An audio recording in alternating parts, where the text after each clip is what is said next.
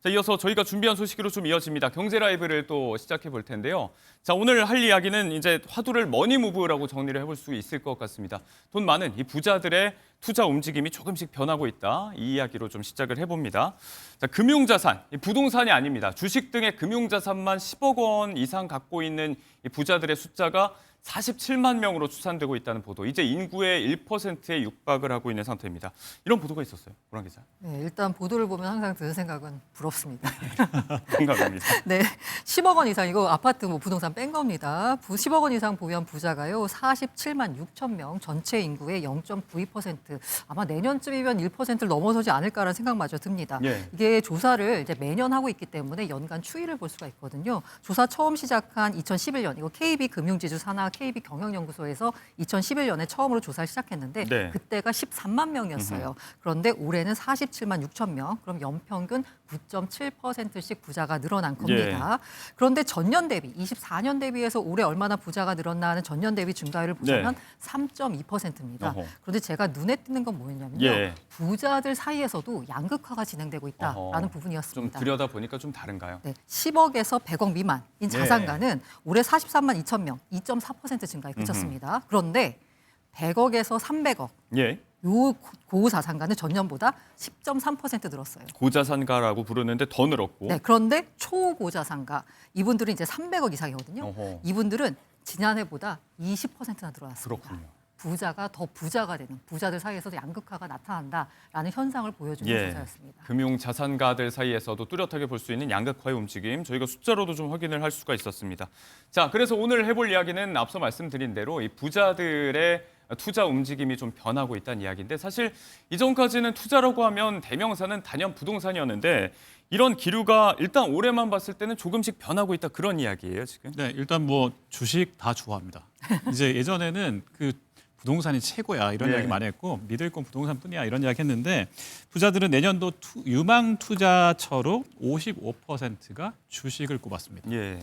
1년 전 같은 조사에서 주식을 유망 투자처로 꼽은 비중이 35.5%였는데 네. 와, 이게 20%포인트 가까이 늘어난 겁니다. 그러네요. 그래서 향후 3년에서 5년에 걸쳐서 중장기 고수익이 예상되는 투자처로 49.8%도 주식이다. 이렇게 이야기할 정도로 주식이 굉장히 많이 늘어났고요. 가상자산 재밌습니다. 가상자산 하면 비트코인 하면 옛날에는 한 지난해만 해도 2% 정도가 뭐 이 정도 2%도 아니에요. 1%대 이런 분들이 이제 좀 해볼까 이런 예. 정도였는데 지금은 12% 정도로 이제 늘어나겠다. 네. 앞으로 좀 늘려보겠다 이런 이야기로 이제 설문을 했던 것들이 재밌고요.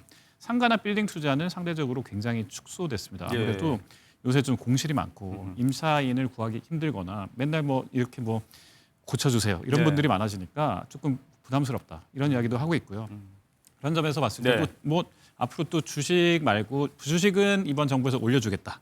뭐 부양책을 많이 만들어주겠다. 그러는데 네. 부동산은 뭐라고 합니까? 집 가진 사람들은 더 세금 많이 때리겠다 이런 식으로 이야기를 해버리면 자산가 입장에서는 결국 네. 주식으로 갈 수밖에 없다 이런 이야기를 할 수밖에 없는 거죠. 정부의 확실한 경기 부양책, 또 주식시장 활성화에 대한 이야기가 좀 반영되고 있다는 얘기인데, 고 기자가 지금 하시는 네, 말씀. 제가 이 눈에 띄는 게 가상자산이 유망하다라고 응답한 비율이 지난해 1.8이었는데 올해 12.5로 너무 급증을 예. 한 거예요. 이 증가폭으로 보자면 여러 자산 가운데 선호도가 가장 많이 올라간 네. 자산이거든요.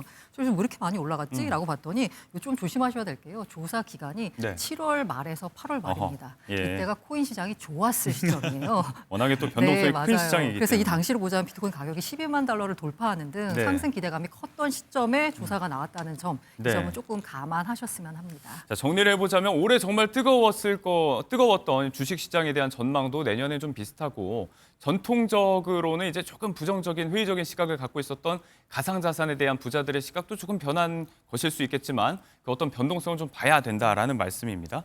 관련해서 그럼 저희가 좀 짚어볼 게 이제 금 이야기인데, 최근에 굉장히 가파르게 올랐고 또 안전자산으로서 대표적으로 이제 화폐를 대체하는 수단으로서 많이들 투자를 하고 있는데, 지금 여기에 대한 좀 다른 시각을 갖고 있는 사람도 있는 것 같아요. 우리에게는 이제 돈나무로 알려진 네. 캐시우드 CEO가 역사적인 고점을 찍었다. 금에 대해서 이렇게 평가하기도 했어요. 사실 어떤 자산의 가격을 평가할 때는 역사적으로 이게 평균값이냐 아니면 고평가됐냐를 보잖아요. 예. 그런데 이 캐시우드 CEO가 보기에는 시중 통화량 우리가 이제 M2라고 많이 하죠. 이 M2 대비 금 시가총액이 대공황을 제외하고는 역대 최고 수준이었다라고 밝혔습니다. 실제로 봤더니 25년 현재 M2 대비해서 금 시가총액 비율이 125%거든요. 예. 근데 대공황 때가 171%예요. 그 이후로 두 번째로 높았던 때가 1980년 125%입니다. 예. 이때랑 비슷한 수준이기 때문에 결국 더 올라갈 수 있는 상승 여력보다는 오히려 하락이 나올 가능성이 크다라는 겁니다. 예. 왜냐하면 금값이 왜 오르냐라고 보자면 인플레이션에 대한 우려 때문이거든요.